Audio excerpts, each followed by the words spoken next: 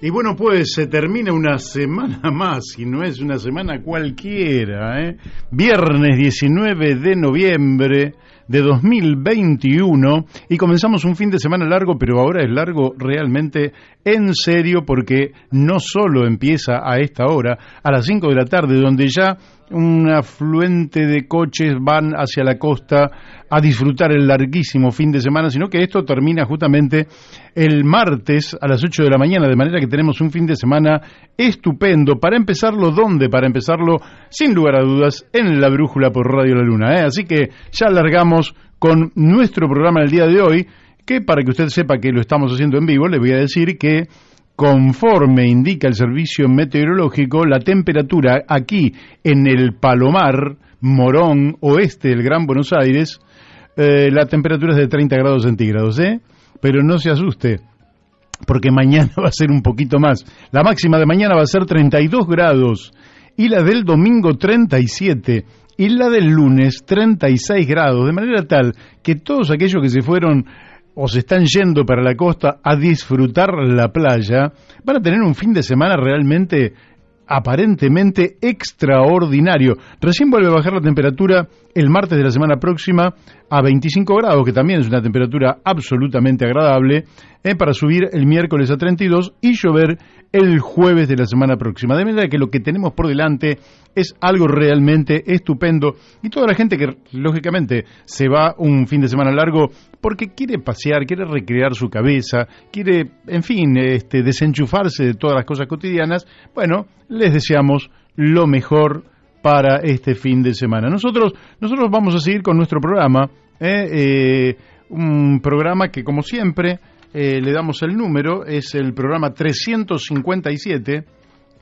Le damos las muy buenas tardes a todos los oyentes de Radio La Luna que se han quedado en la antena AM 1140 a escuchar Erotitango con Jorge, el amigo Jorge, que tiene realmente un tono absolutamente particular y le da una personalidad y una identidad extraordinaria a su programa. Así que todos aquellos que se hayan quedado en AM 1140, muy pero muy buenas tardes. También a los seguidores que lo hacen a través de la página web de la radio, que es la www.radiolaluna.com.ar.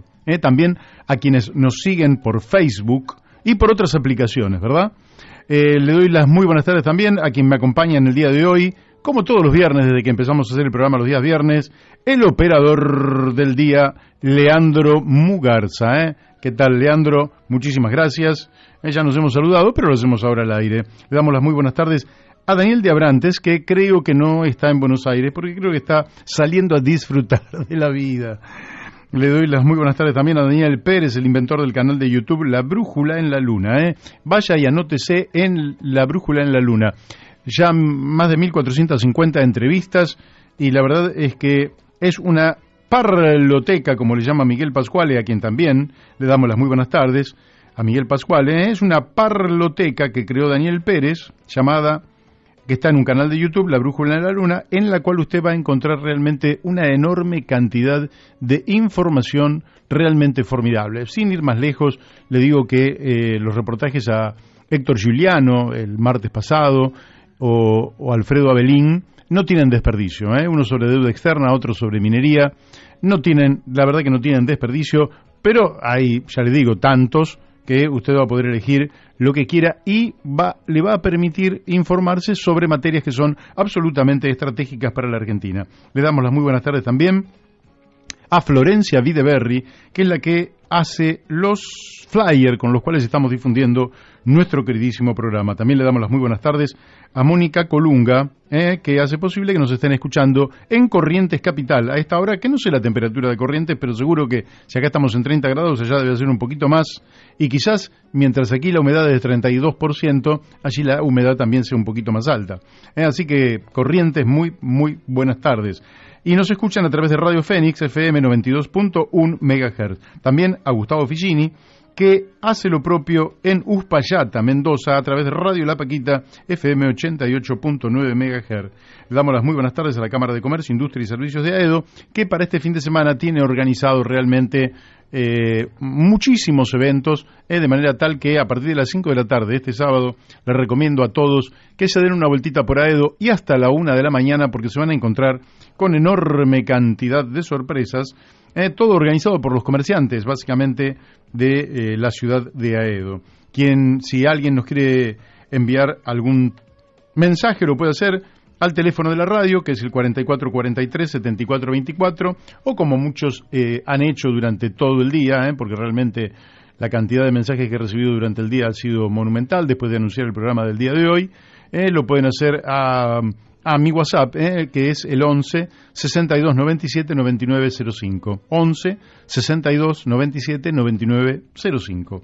Que, bueno, hoy tenemos invitados. Lógicamente vamos a estar hablando con un intelectual de gran nivel, que es Alejandro Horovich. Vamos a estar hablando sobre todo lo que tiene que ver con la realidad política argentina, pero mirado desde una perspectiva histórica, pasado, presente y futuro.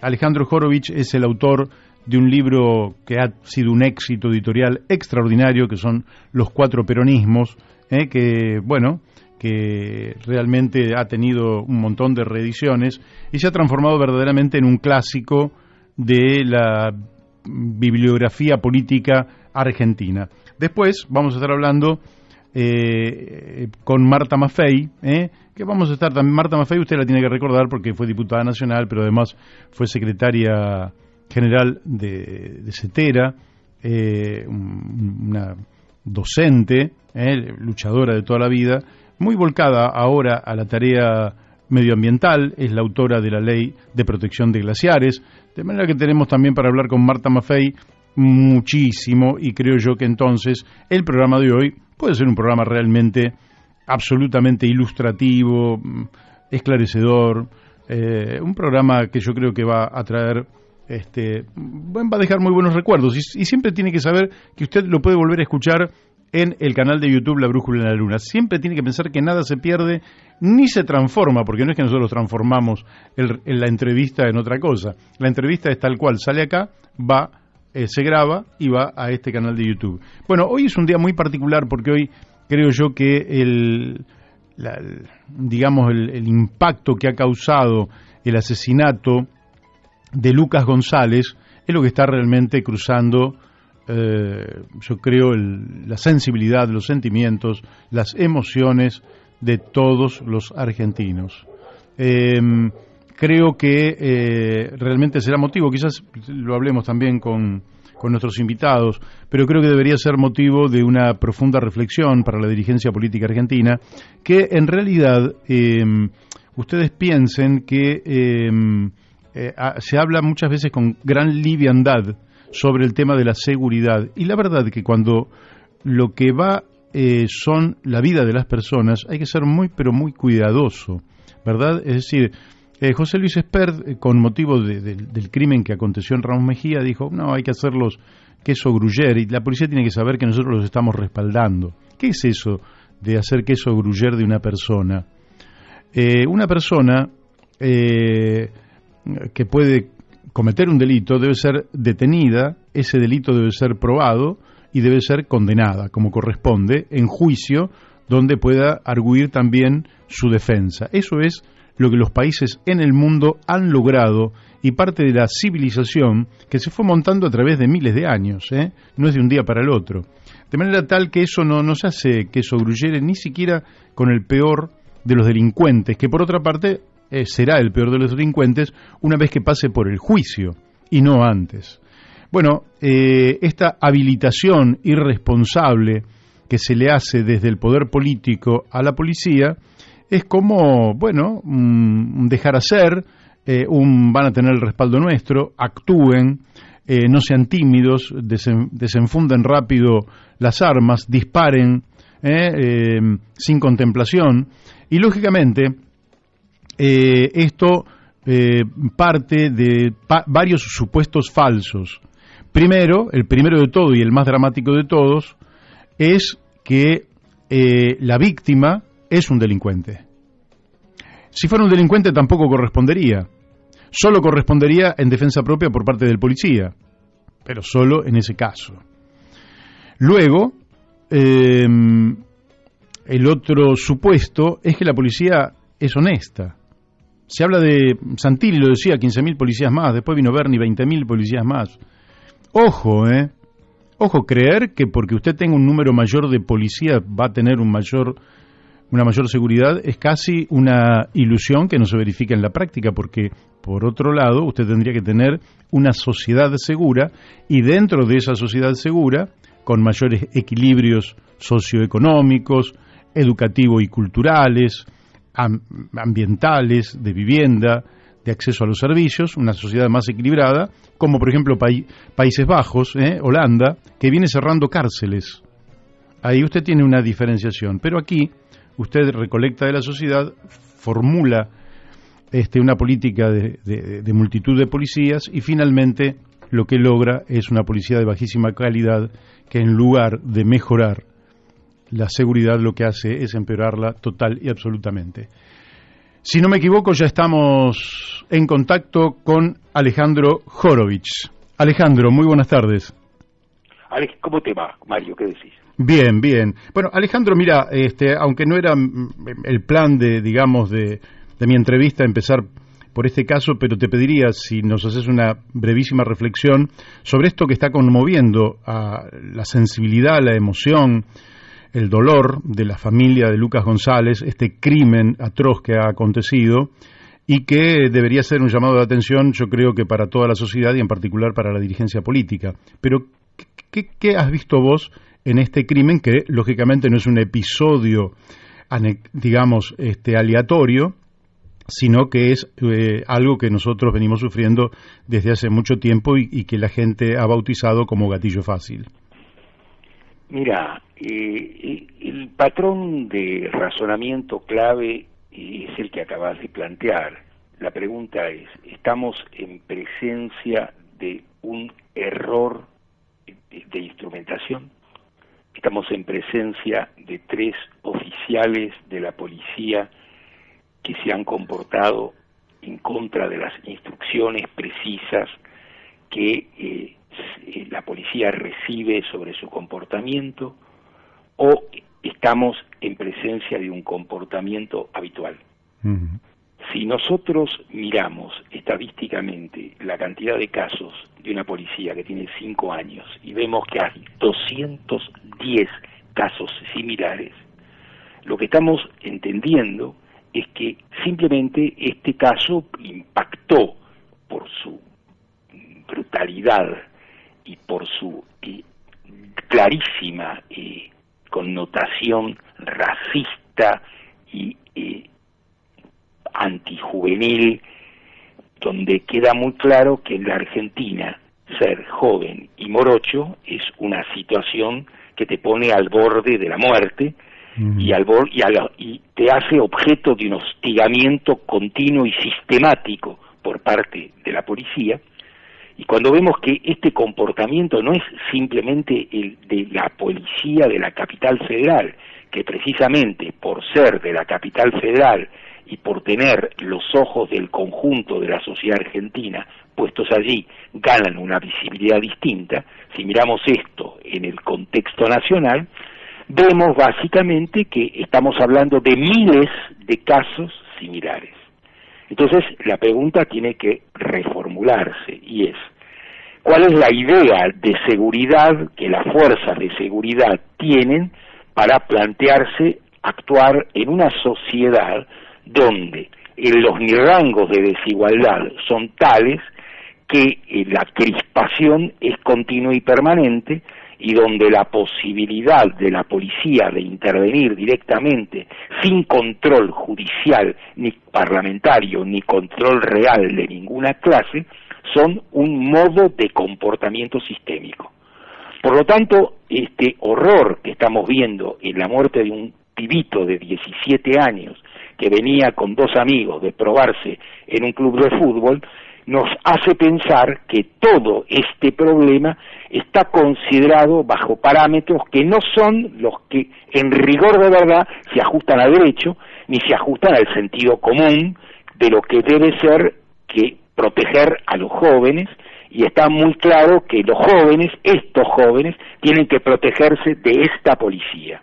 En consecuencia, lo que hay que reformular es que la doctrina Chocobar, que es la doctrina realmente en curso, debe cancelarse, y que un Estado que se plantea un orden político democrático no puede funcionar en estas condiciones.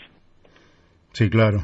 Sí, decís muy bien, porque esta doctrina Chocobar es alentada por un montón de dirigentes políticos, empezando por Patricia Bullrich, siguiendo por Mauricio Macri, pero estábamos recordando también que José Luis... Sin ninguna duda que ellos explícitamente la defienden públicamente. Sí. Pero conviene entender que este comportamiento de aquellos que dicen no defenderla tampoco supone ninguna diferencia real a la hora de la verdad. Así es.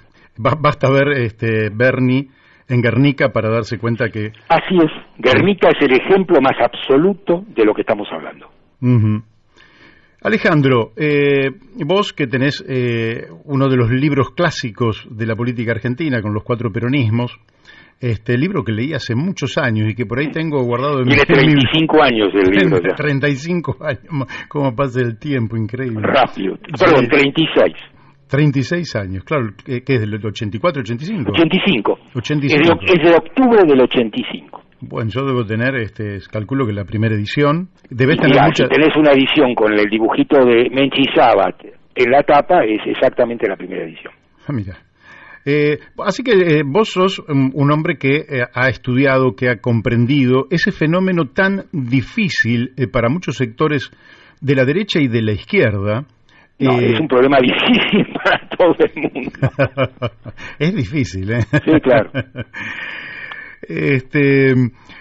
Ahora, pero que tiene una persistencia, porque yo que soy militante de pibe, escuchaba, una vez que algunos viejos me decían, una vez que se muere Perón, no va a existir. Se acabó la rabia. Se acabó la rabia, muerto el perro, se acabó la rabia. Y sin embargo, pasó el tiempo, ya virtualmente del 74 hasta ahora, 47 años, y persiste con un vigor que es admirable. Ahora, admirable por el vigor, no por las cosas que hace. Aquí es donde tenemos que plantearnos de cuál peronismo tenemos enfrente y qué significa esto respecto del peronismo histórico. Bien. Porque el peronismo histórico era capaz de enfrentar las situaciones críticas de la sociedad argentina y ofrecer resoluciones parciales, pero resoluciones. Recordemos simplemente la vieja formulación del propio Perón.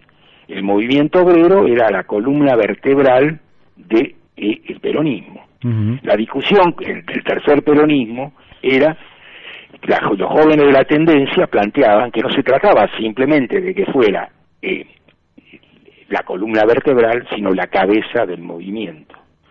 Esa discusión es una discusión absolutamente legítima, pero decir hoy que el movimiento obrero es la columna vertebral del peronismo es hacer un chiste. La idea de que un votante de Moyano en el sindicato al mismo tiempo sea un votante de Macri en La Matanza nos muestra el violento contrasentido de lo que estamos planteando. Ya no existe tal delimitación. Ese núcleo duro que construyó el peronismo y que sobrevivió hasta por lo menos 1974, no existe más, entre otras cosas, porque la fábrica fordista que sostenía ese modelo político tampoco existe más. Claro. El mundo es demasiado distinto a ese mundo. Cayó el muro de Berlín, se terminó la Unión Soviética y vemos una avalancha mundial que organiza un mundo muchísimo más conservador, donde el único interés importante es el derecho de propiedad. Basta mirar la última sentencia de la Suprema Corte de Justicia para entender que el eje de la Corte es preservar el derecho de propiedad. Todos los demás derechos tienen que someterse a este derecho omnímodo. Y cuando eso es así, las consecuencias están a la vista. Bien. Ahora, este peronismo que cuantitativamente el domingo pasado ha quedado, digamos, debilitado desde el punto de vista que más o menos tiene, dado que hacemos las comparaciones con la década del 70, tiene apenas un puñadito más de votos de los que obtuvo Perón cuando la población era la mitad de la que es hoy, ¿verdad? Este es el dato más atroz.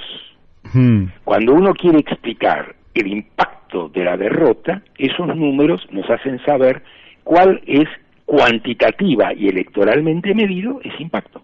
Ese impacto. Y vos pensás que esa dirigencia, que por otra parte no muestra ni coherencia, digamos, doctrinaria, ni ideológica, ni programática, porque en realidad termina siendo un verdadero misterio qué es lo que quieren efectivamente, porque además utilizan mucho el oportunismo político para moverse un día más para la izquierda, otro día más para la derecha. ¿Vos creés que desde ese capital político van a recrearse y generar alguna nueva épica, o que eso es una experiencia histórica que está en un plano declinante irreversible? ¿Cómo lo ves vos? Mira, no quiero hacer ¿cómo decirlo con elegancia? No quiero hacer el señor que cuenta solamente catástrofes, porque tampoco tampoco tengo la bola de cristal para poder afirmar rotundamente esto nunca más va a ser nada. Simplemente lo que hago es mirar el largo tramo y ver que hay un plano declinante continuo. Ese plano declinante, nosotros miramos las condiciones del 2015 y miramos las condiciones actuales, no hay un solo indicador, ni económico, ni político, ni social, que muestre ninguna clase de mejoría. Vemos, al contrario, un descenso y una degradación permanente, y vemos simplemente que los partidos políticos no son exactamente agrupamientos programáticos de alguna clase, sino son ligas de intendentes que buscan un candidato taquillero que les garantice seguir siendo intendentes. Si nosotros miramos la historia de los intendentes de la provincia de Buenos Aires, vamos a entender rápida y claramente. Vamos a ver que pueden ser K, no K, anti-K, re-K, cualquier cosa. No tienen ninguna clase de complicación. No estamos hablando de fuerzas políticas que se organizan en derredor de programas para ejecutar. Cuando vos mirás de nuevo la publicidad electoral de todas las fuerzas en curso, salvo la izquierda, que es un fenómeno diferente, lo que ves básicamente es que lo más parecido a un afiche es otro afiche, lo más parecido a una caripela es otra caripela, y que abajo chiquitito aparece un número, y que ese número remite a una lista electoral. Cuando miramos un congreso partidario, lo que vemos es que la discusión central es cómo se reparten los cargos, no cómo se discute un programa político. Esta ausencia de política y la transformación de la política en puro marketing tiene consecuencias dramáticas, y las consecuencias de nuevo están a la vista. Bien. Y dentro de esa ausencia, digamos, de columna programática, lógicamente uno puede romper con el fondo o acordar con el fondo, puede auditar la deuda o planteársela como legítima, puede hacer, porque lógicamente no tiene algo, un elemento, un parámetro al cual atenerse. Ahora bien, el gobierno pierde la elección del domingo pasado, este miércoles hace un acto, pero en realidad lo más importante del acto, más allá de que sirva para la interna, más allá de que se haya planteado con 2 años de anticipación la reelección de Alberto Fernández, de que Alberto Fernández haya habilitado las primarias como si eso no estuviera en la ley y tuviera que decirlo el presidente, lo cierto es que lo que se viene es un acuerdo con el Fondo Monetario Internacional que va a volver a impactar tanto desde lo subjetivo como desde lo objetivo sobre las condiciones de vida de nuestro pueblo. ¿Vos cómo estás viendo el peronismo en esta, digamos, en este acuerdo con el Fondo Monetario Internacional? A mí me cuesta mucho la palabra acuerdo porque creo que hay una asimetría de poder tan grande entre el Fondo y la Argentina que me parece que un acuerdo es un despropósito, pero llamémosle de esa manera. ¿Cómo ves que puede llegar a impactar ese acuerdo en la base histórica del peronismo? Mira, vamos a empezar por qué es el Fondo. El Fondo es una auditoría contable al servicio de los acreedores. El fondo lo que se propone, básicamente, es que los acreedores cobren. Para que los acreedores cobren hay que asegurar que el excedente que genera la sociedad argentina básicamente está al servicio del pago de la deuda. En consecuencia, el primer problema del pago son las condiciones de pago. Esto es, si yo tengo que pagar en un año, si tengo que pagar en 25, no es lo mismo.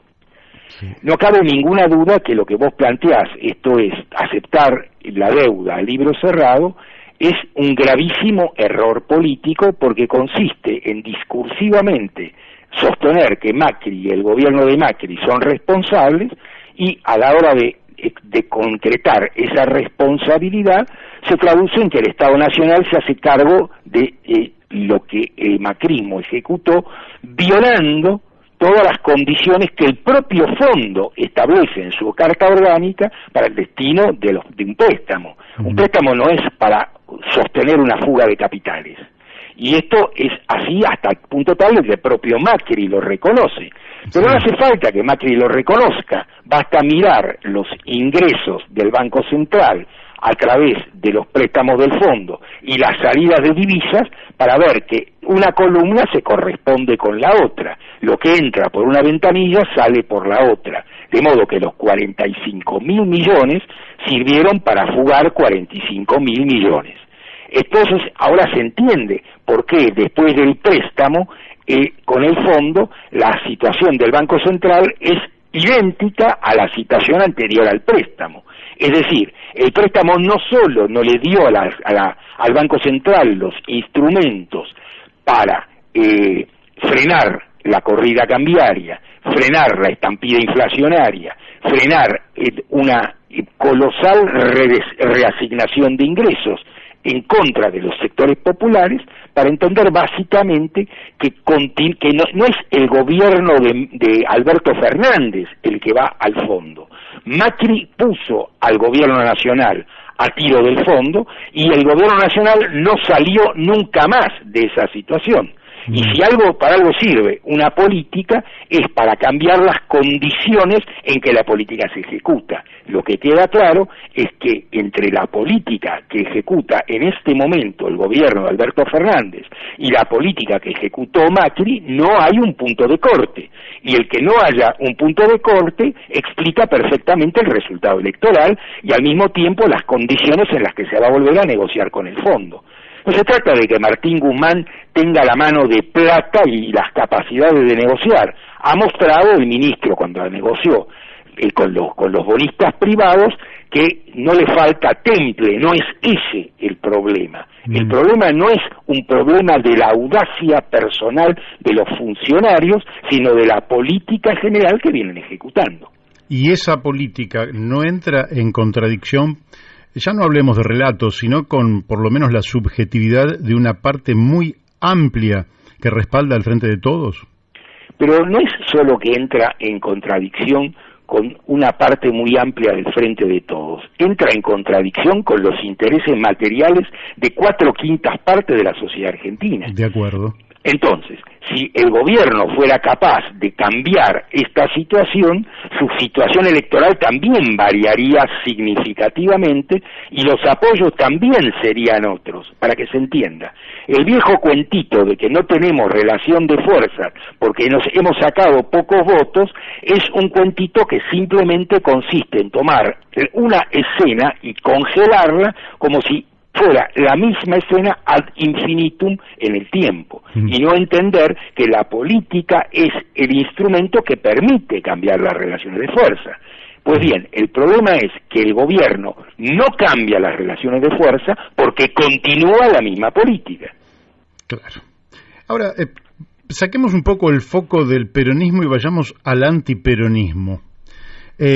Porque el núcleo opositor debe tener, lógicamente, como toda realidad compleja, muchas vertientes, y debe haber algunas que puedan llegar a ser incluso virtuosas, eso no lo voy a negar, pero digo que esencialmente se define como el antiperonismo, y se define más por la negación que por estar, digamos, comprometido con un proyecto de país.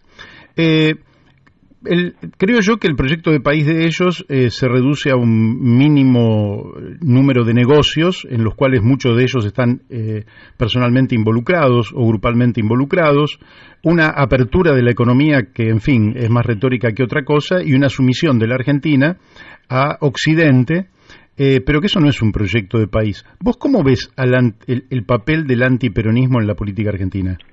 Mira, si vos tomás el número de pobres de la Argentina y tomás los datos reales de lo que sucede, la cuenta es muy simple. Sobran 20 millones de argentinos. Claro. En consecuencia, sostener que vos estás haciendo un país para la mitad es un problema muy difícil de sostener amablemente, y por lo tanto eso solo se puede sostener con instrumentos fuertes y claramente represivos. Es obvio que en un lugar donde aquellos que tienen trabajo tienen necesidades básicas insatisfechas, ¿qué vas a decir de los que no lo tienen? Y cuando vos planteás en la vieja historia del peronismo el movimiento obrero como la columna vertebral, pues bien, si vos no sos capaz de recomponer la columna vertebral y que aquellos que no tienen trabajo tengan trabajo, y aquellos que tienen trabajo en condiciones horripilantes tengan con trabajo en condiciones razonables, pues bien, entonces, ¿qué es tu planteo? Ya no estamos hablando de un gran proyecto nacional, sino de la falta completa de proyecto político, y simplemente la política se transforma en la gestión diaria de lo dado, tal cual está dado. La oposición no se propone cambiar nada, la oposición se propone continuar exactamente lo mismo con lo mismo, que es, en ese sentido, el gorilismo tradicional nunca fue demasiado distinto. Pero conviene recordar que aún los gobiernos gorilas tradicionales del ciclo que va entre 1946 y 1975, donde vos tenés gobiernos militares, gobiernos radicales, etcétera, etcétera, aparte de los gobiernos peronistas, vos ves que en esas condiciones la distribución del ingreso nacional, los sectores populares nunca recibieron menos del 40% del Producto Bruto. Y está sumamente claro que en este momento no reciben ni el 25% del Producto Bruto. Entonces, no estás hablando simplemente de que como se genera menos riqueza, hay menos para repartir. No, hay menos para repartir porque la torta considera en primer lugar a los acreedores, en segundo lugar la rentabilidad empresaria, en tercer lugar los negocios en curso, y recién entonces te queda el salario obrero, y por eso se llama ajuste, porque es lo que hay que ajustar para que los otros números cierren. Sí, sí. Y ahora eso muestra, por un lado, una falacia de lo que veníamos mencionando, una falencia de lo que veníamos mencionando, que es, por un lado, el aparato político del peronismo, pero a su vez la organización del movimiento obrero, que antaño, y nosotros tenemos memoria, pero está absolutamente documentado, Huerta Grande, La Falda, los 21 puntos de Ubaldini, en fin, que hoy hay como una suerte de vacío programático por parte de la clase trabajadora organizada, e incluso muy débil, si se quiere, la propia Central de Trabajadores Argentinos, que hace hasta poco tiempo tenía, digamos, un discurso y un programa de vanguardia. Ahora vayamos para la vereda de enfrente. Nosotros tenemos una burguesía nacional que... Burguesía nacional. Bueno, vamos. Vos querés decir, te referís a los burgueses que viven en la Argentina, pero nacionales no son, no, ellos viven como en un country. Efectivamente. Podrían estar ubicados. A ver, que Paolo Roca viva en San Isidro y no viva en Trieste es simple una anécdota geográfica, no un postulado político. Está bien. Yo lo que me refería es que nosotros tenemos, por ejemplo, Brasil tuvo una burguesía de San Pablo, que con todas las críticas que se le puede hacer, los tipos tenían un proyecto, y la guita que ganaban la invirtieron en hacer más poderoso Brasil. Aquí la guita pero son que ganan... exactamente los mismos que se ocuparon de destituirlo a Lula. Sí, los mismos. Sí, sí. Entonces está muy claro que ese proyecto a la hora de la ejecución es básicamente una retórica. Es verdad que la burguesía brasileña es la dueña de la deuda brasileña, y eso se puede ver, entre otras cosas, en las descomunales reservas que tiene todavía hoy el Banco Central de Brasil. El Banco Central de Brasil tiene en este momento 328.000 millones de dólares, y las de reservas de libre disponibilidad, y la Argentina carece en este momento de reservas de libre disponibilidad. Entonces, estamos muy en claro de que efectivamente esa burguesía hace negocio de otra manera. Ahora, de ninguna manera la burguesía paulista entiende algo más que el próximo negocio. Nada más que las condiciones de hacer negocios en Brasil, porque Brasil es una especie de subcontinente en sí mismo, le permiten una escala que no permite la escala argentina. Y ahí llegamos a la madre del borrego. La idea que vos podés resolver los problemas argentinos en el marco de la geografía argentina es una idea trivial. Si vos mirás el mundo como está organizado, entendés. Europa es la Unión Europea, los Estados Unidos es el NAFTA, Canadá, México y los Estados Unidos, y el Mercosur es un bla bla. Esto es, se hacen gestos alrededor del Mercosur, pero cuando se plantea el Banco del Sur, cuando se plantea la posibilidad de construir con las reservas globales que tiene el conjunto de Sudamérica, se advierten otras posibilidades políticas de inmediato, para que se entienda. Ecuador no puede anclar su moneda sino al dólar, porque no tiene términos propios para hacer semejante cosa desde hace muchos años. Esta no es una idea que pueda permitir alguna clase de crecimiento y desenvolvimiento nacional relativamente autónomo. Esta es una idea por la cual el bloque entero por separado está sometido a la gramática de la bancocracia globalizada. Entonces, o establecemos una política sudamericana, y entonces las Malvinas no son argentinas, las Malvinas argentinas son británicas. Sí. Las Malvinas, para que sean argentinas, tienen que ser sudamericanas, y entonces el petróleo también va a ser sudamericano, y la renta en general también va a ser sudamericana, porque vamos a tener el peso específico para poder negociar en términos de razonabilidad. De lo contrario, uno, por separado, son batidos en fila india, como ya hemos visto los resultados electorales, donde en el 2004 teníamos una alineación de gobiernos progresistas y hoy tenemos una catástrofe. Ahora, esos gobiernos progresistas facilitaron esta catástrofe. Que los malos hacen lo que los malos hacen no es una novedad, pero que los otros no hacen lo que hace falta para facilitarles las cosas tampoco. Milei no surge de un huevo o cigota. Milei surge básicamente porque mientras hableamos sobre el Estado de Derecho, las condiciones reales del derecho son las que Milei plantea. Y las que Milei plantea es basta de negros. Basta escuchar simplemente lo que dice, al mismo tiempo que tiene una fórmula sintética más que clara. Ninguna necesidad constituye ningún derecho. A diferencia de lo que decía Eva Perón, sí, claro. Toda necesidad insatisfecha es un derecho conculcado.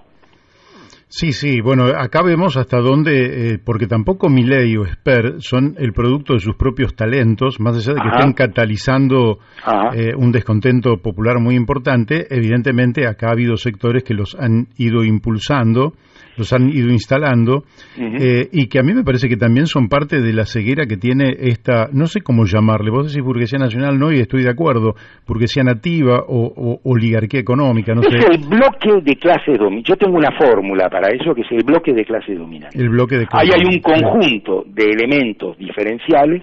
A ver, los que detentan renta agraria no son iguales que los burgueses agrarios que tienen maquinaria de tecnología de punta. Los que tienen una pyme no son lo mismo que el capital concentrado. Y los que tienen actividades comerciales en cadena no son lo mismo que los kiosqueros. Pero al mismo tiempo todo eso construye un cierto agrupamiento que tiene una cierta hegemonía política, y esa hegemonía política es la del mercado mundial tal cual es. Mientras esto siga siendo así, la política no quiere decir nada. La política es simplemente la constatación de lo que es tal cual es, seguirá siendo. Y mientras la política es esto, el malestar frente a la política, el malestar frente a los políticos, la casta política, el modo que Milei verbaliza esto, Milei cuando dice esto no dice lo que dicen solamente sus votantes, dice lo que piensa la sociedad argentina de la casta política. Sí, eso es cierto. Triste, pero cierto. Pero también es cierto que Milei está expresando como proyecto un neoliberalismo ultra, ¿verdad? Que llevaría, de poder ejecutarse alguna de esas medidas, a una nueva catástrofe, que yo creo que es una catástrofe nacional, de la cual, como en toda embarcación, los que se quedan sin bote son los pobres, ¿verdad? Pero que sería una verdadera catástrofe para la Argentina, y eso es impulsado por estos sectores del bloque de clases dominantes. No tengo ninguna clase de duda al respecto, con una pequeña salvedad: no hay botes porque no hay a dónde ir. Eso es cierto. Te pregunta Daniel Echeverría de Cava: ¿cómo estás viendo a la izquierda argentina? ¿Cómo ves su papel? Mira, la izquierda argentina ha hecho la mejor elección en mucho tiempo. Eso muestra simplemente el grado de desagrado y descontento de la sociedad argentina puesta en un vector. Si nosotros pensamos el mundo en su conjunto y el lugar de esa izquierda en el mundo, vemos que casi, salvo en la Argentina o en Chile o en Perú, es decir, en pequeños lugares y bolsones marginales, no existe.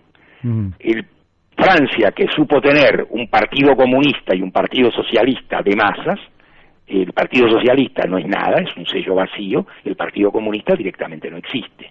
Lo mismo podemos decir de Italia, que tuvo otro partido comunista de masas, uno de cada 4 votantes en el año 80 en Italia votaban los comunistas.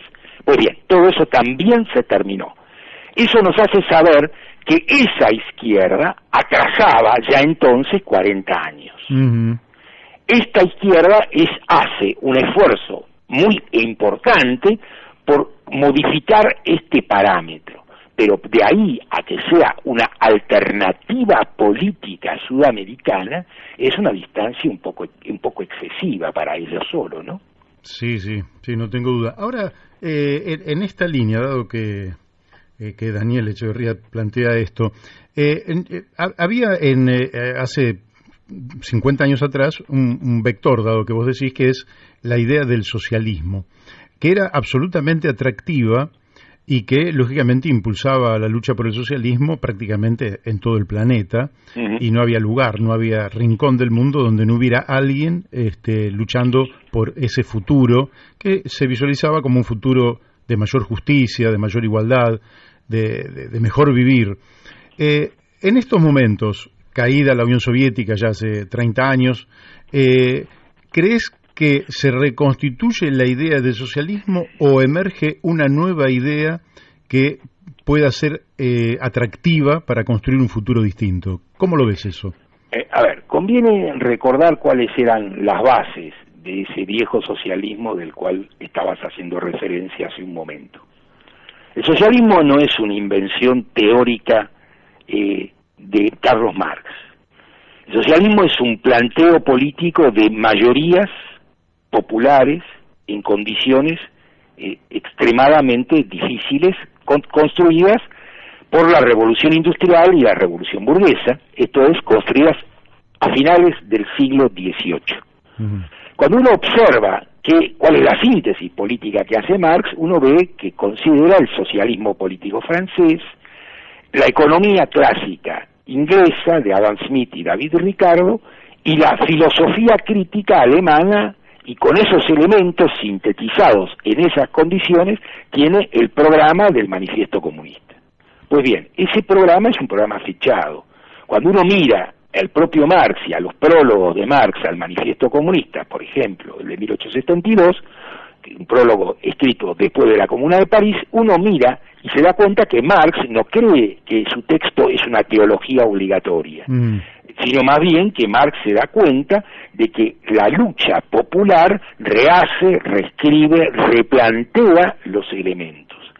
Esos viejos modelos socialistas eran modelos para otro mercado mundial, para otros estados nacionales, para otras clases obreras. La clase obrera a la que Marx se remite ya no existe más en ninguna parte del planeta. Estamos hablando de una aparición de un elemento nuevo, que es el capital tecnológico. Estamos viendo trabajadores que pueden ganar millones de dólares al lado de trabajadores que ganan centavos de dólar. Y entonces, ¿cómo entender el abanico que va desde el trabajador de California del capital tecnológico a el trabajador mexicano de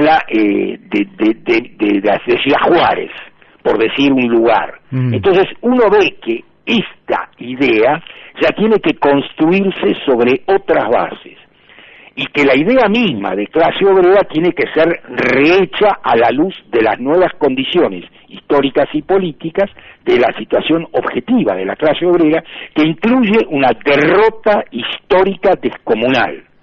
Esa derrota histórica descomunal facilitó esta desintegración, y lo que estamos viendo además es que las condiciones inenarrables de vida se dan al mismo tiempo en que la vida misma está amenazada desde dos puntas distintas. Por un lado tenemos el recalentamiento global, que nos muestra que si seguimos en esta dirección, ni socialismo, ni capitalismo, ni nada, marchamos hacia la catástrofe más absoluta. Y por otro lado, pequeños indicadores que nos muestran hasta qué punto la componente tanática de la especie humana y la sociedad humana avanza de un modo terrible. Hoy acabo de leer en la CNN, que no es el boletín de la Cuarta Internacional, cuál es el índice de muertos por abuso de drogas farmacológicas. No me refiero a opiáceos ni a la cocaína, sino a drogas de venta, digamos así, no es libre, pero digamos de venta regulada por los médicos profesionales. Se ha duplicado en el término de 6 años la cantidad de muertos en estos términos, y haciendo una pequeña cuenta, la CNN nos dice que acaban de confiscar suficientes medicamentos así de peligrosos, capaces de matar a los 350 millones de norteamericanos vivos. Entonces, por un lado tenés la amenaza del planeta de extinguirse, de la especie humana, de extinguirse en el planeta, y por otro lado, a la propia especie humana, marchando catastróficamente en condiciones catastróficas, porque el COVID-19 no es más que el nombre circunstancial de la crisis general del capitalismo, no es otra cosa. Es el dato que nos hace saber que si seguimos así, no hay más futuro. No hay más futuro para los sectores populares. No hay más futuro para nadie. Entonces, o la izquierda es capaz de plantear este problema en la escala adecuada, que es mundial, y es capaz de enfrentar a esos poderes, porque está claro que ellos no se autorregulan jamás. Y que cuando dependemos de su autorregulación, tenemos la catástrofe bancaria del 2008. Entonces, las amenazas no son simplemente las amenazas de la esquina de mi casa. No se trata simplemente de la crisis política argentina, que es muy intensa y muy grave. Se trata de entender que esta crisis política forma parte de una crisis mucho mayor, y frente a los cual la política argentina no toma ni en consideración. Estamos hablando de una política municipal en condiciones de una política global catastrófica. Ahora, en esa política global, ya me van quedando pocos minutos y te voy a comprometer para una nueva oportunidad, porque la verdad que nos ha quedado corto el tiempo, aunque ya llevamos unos cuantos minutos. En ese orden mundial irrumpe, digamos, en los últimos años, por el crecimiento apoteótico que tuvo durante 40 años, China.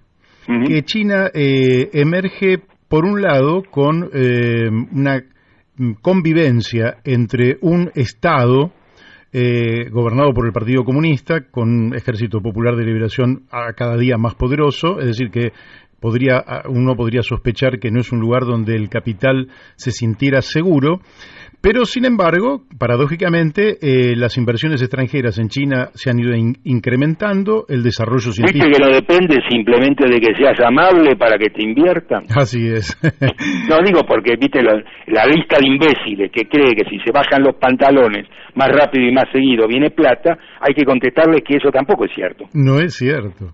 ¿Y cómo estás viendo? No me extiendo en esto. ¿Cómo estás viendo el papel de China? Porque si vos lees a Xi Jinping, siempre habla de un socialismo de peculiaridades chinas, pero parece un socialismo de peculiaridades chinas circunscripto a ese territorio, a diferencia de la Unión Soviética, que pretendía incidir en el mundo entero, parece que los chinos circunscribieran a la resolución de sus propios problemas su vida política sin manifestarse, digamos, agresivamente prácticamente en ningún tema, más allá de que merece otra charla el tema China. ¿Cómo lo ves? A ver, cuando vos hablas de China, tenés que hablar de un fenómeno único en la historia universal. Entre 1978 y hoy, China creció a una escala china. En 1960, el Producto Bruto Per Cápita chino, China tenía en ese momento 700 millones de habitantes, era de aproximadamente $200. En este momento, el Producto Bruto Per Cápita de los chinos es de $8.700. No sé si queda claro, estás hablando 40. De algo que creció 40 veces. 40 veces, sí. Bien, este fenómeno no se conoce en parte alguna, en época alguna de la historia. Para que tengamos una idea de comparación, en 1800, el Producto Bruto Per Cápita de los Estados Unidos era igual al de Brasil. En 1900, el Producto Bruto Per Cápita de Brasil seguía siendo exactamente el mismo que en 1800. En Estados Unidos se había multiplicado por 7. 7 es un número importante, pero no es 40. Así estamos hablando de 100 años en relación a medio siglo. ¿Sí? Entonces lo que estamos viendo en China es básicamente cómo China construyó un mercado nacional en la lógica de la gramática general del mercado mundial, que no consiste en el experimento ruso de la autosuficiencia, sino en la interacción con el mercado mundial directamente y lograr que las inversiones en el mercado mundial se hagan en los términos que China determina. ¿Vos escuchaste muchas discusiones sobre la cotización del yuan? Ninguna. No, ni la vas a escuchar, porque Barack Obama, que intentó discutir esto, por supuesto los chinos se rieron y tuvo que pasar a otra cosa. En consecuencia, lo que estamos diciendo es lo siguiente. En China, por cierto, hay una economía de capitalismo controlado desde el Estado, como vos bien dijiste, por el Comité Central del Partido Comunista Chino. Sí. El 80% de las empresas chinas son de propiedad pública. Y el 20% restante tienen de las más diversas características y conformaciones. Pero a nadie se le ocurre, ni siquiera a la burguesía china, decir ninguna propuesta política para China ni una sola vez. El monopolio de la política es un monopolio del Comité Central. Eso no quiere decir que en China no hay debate, que es otra de las trivialidades, y eso no quiere decir, por supuesto, que los chinos han crecido simplemente porque comen un plato de arroz tirados al costado de una máquina. ¿Sí? Estamos hablando de capital tecnológico de punta y de condiciones de punta. Esto no implica que China no tenga un proyecto para el conjunto, pero cuando nosotros miramos que China, aparte de ser una potencia militar de primer orden y una potencia económica de primera categoría, al mismo tiempo no dispone de algo que dispone todavía en los Estados Unidos y en la fábrica de sueños del mundo. Todavía Hollywood sueña todas las cosas que somos capaces de creer en alguna parte de este planeta. Y China no tiene nada ni parecido. Para que China pueda disputar ese orden, no alcanza con tener el Producto Bruto Per Cápita más alto y no alcanza con ser la primer potencia tecnológica del mundo. Se necesitan otras cuestiones que todavía en China no se ven. Además de que China no se hace cargo de los problemas que el desarrollo chino supone para China y para el resto del mundo. Así es, que tienen que ver con el ambiente. Alejandro, te agradezco muchísimo la amabilidad que has tenido de charlar con nosotros. Te comprometo para otra oportunidad, si la has pasado bien. No, por supuesto, cuando quieras nos tomamos otro feca y charlamos. Bárbaro, te mandamos un fuerte abrazo. Otro para ustedes. Gracias. Bueno, hemos hablado con Alejandro Horovitch, el autor del gran libro Los Cuatro Peronismos, pero aparte un intelectual, como usted acaba de comprobar a través de sus propias palabras. Vamos a la tanda de la radio y después seguimos aquí en La Brújula con Marta Maffei. Seguimos aquí en La Brújula por Radio La Luna AM1140 y ya estamos en contacto con Marta Maffei. Buenas tardes, Marta. Buenas tardes, ¿cómo están? Muy bien, en una linda tarde, Y, es cierto, preciosa. Y yo creo que no hace falta presentarte a vos, porque lógicamente que, mira, hay mucha gente que cuando nosotros mandamos el flyer, ese que a vos también te ha llegado en el día de hoy, me mandó para que te dijera saludos, pero en realidad debía haberlos recopilado y no quiero ser injusto, pero son varios los que te envían saludos, lo que me lleva a pensar que no hace falta presentarte, pero podemos decir que has sido diputada nacional, que has sido secretaria general de CETERA, que ha sido una de las grandes impulsoras de la carpa docente, que los chicos quizás no sepan muy bien de qué se trata, pero que fue un evento de una magnitud política extraordinaria allá a fines de los 90, y que sos una de las impulsoras, o la impulsora, creo yo, si mal no recuerdo, de dos grandes leyes que tienen que ver con la protección de los glaciares y la protección de los bosques. Bueno, sí, la protección de glaciares sí, porque esa es una ley mía, que después se fue vetada, la vetó Cristina Kirchner. Tuvo una reunión con los gerentes de la Barry que duró 4 horas, y a la salida de esa reunión la ley fue vetada, ¿no? O sea que está claro que intereses respaldaba. Y como yo ya terminaba mi mandato, Miguel Bonazo la representó. Y a partir de en realidad él empezó a luchar adentro de la Cámara y yo afuera. Claro. Recorrí el país contando qué pasaba, porque era que estábamos protegiendo las fuentes de agua, ¿no? Es decir, la posibilidad de la vida, todo el oeste nuestro, desde Jujuy a Tierra del Fuego, digamos. Los científicos trazan una diagonal, digamos, ahí, ¿no? Que es una diagonal curva, digamos. Al este es zona cultivable, zona praderas, etcétera, y al oeste zona árida. Es una zona seca, pero muy seca, que vive exclusivamente en los valles, y si efectivamente hay glaciares. Si no hay glaciares, ahí la vida prácticamente se terminó. Desde La Puna hasta Tierra del Fuego, las zonas secas, que no tienen absolutamente ninguna fuente de agua, no tienen posibilidades de vida, ¿no? El agua es la vida, así que claro, lo que estábamos defendiendo era la vida, ¿no? Y bueno, como la comunidad apoyó, yo me acuerdo, entre otras cientos de cuestiones, ¿no? Una bicicleteada que hicieron la gente de San Juan, que se vino en bicicleta hasta el Congreso de la Nación para pedir la sanción nuevamente de la ley, y bueno, tuvimos suerte y lo logramos. Pero conviene, porque acá estamos en el Gran Buenos Aires y mucha gente dice, bueno, eso me parece magnífico que defiendan los glaciares, pero digamos que también estaban afectando los intereses de las grandes corporaciones mineras. Claro, seguro. Y que me parece a mí, es uno de los grandes temas, porque son corporaciones mineras que, por ejemplo, en San Juan han hecho que algunas zonas donde se producía, digamos, vinos, actividad vitivinícola, los lugares hayan quedado fuertemente contaminados. Contaminados y sin agua. El problema de San Juan es, vos sabés que San Juan, como Mendoza, digamos, ¿no?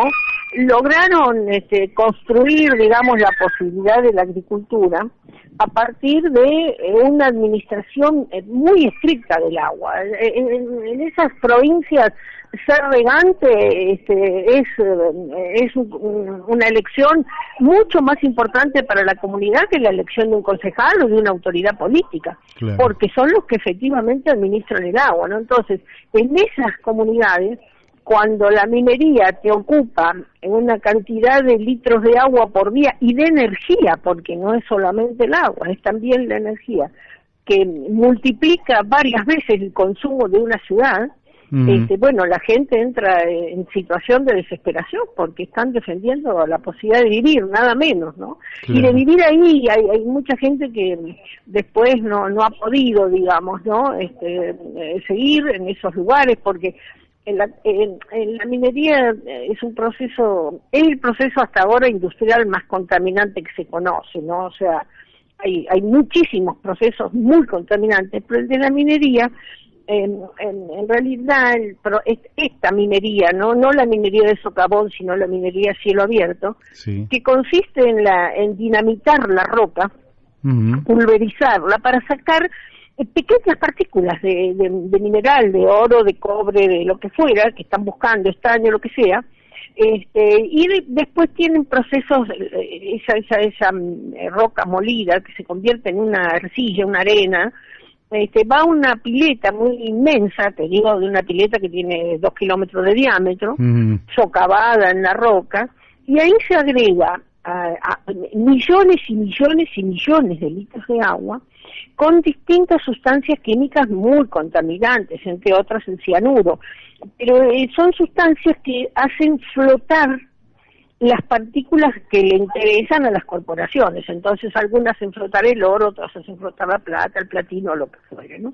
Ahora, una vez que ellos sacan eso, sacan el metal que estaban buscando, en esa pileta queda, mucha gente piensa que tal vez lo peor es que usan cianuro, por ejemplo, para decantar los metales que están buscando, pero el cianuro tiene un proceso que no es demasiado lento y evapora, se va. Ajá. Ahora, cuando vos molés, esas son rocas volcánicas, sí, que se han formado, digamos, con las sucesivas erupciones y que contienen todos los minerales en situación, cuando fueron roca ígnea, digamos, estaban en situación se convirtió todas en líquido. Después ellos tiran eso a la pileta, flotan el mineral que están buscando, pero todo lo demás queda ahí. Y cuando te digo todo lo demás, te digo, por ejemplo, metales pesados. Claro. Ahí te queda cesio, radón, estroncio, uranio, todo, y eso no se va más. Y no hay forma de sacarlo.